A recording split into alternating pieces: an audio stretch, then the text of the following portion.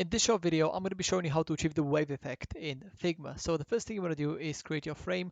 For this example, I'm going to create a big rectangular box in black just to really make the wave effect pop out. So the next thing you want to do is create your waves. There's multiple ways you can go about doing this, but for the simplicity's sake, I'm just going to draw them out with a pencil. So bear in mind, I'm not the best at drawing waves, so this will have to do.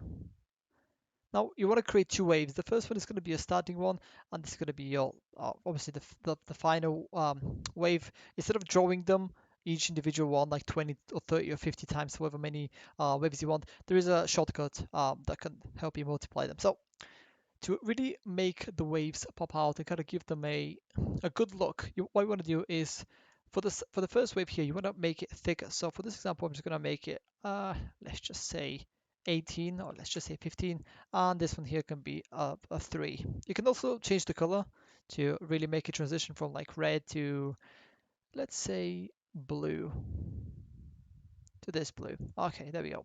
Now once you've done that, what we want to do is select them both just like that, head over to the top left hand side here under resources, and then look for the plugin called Blending Me.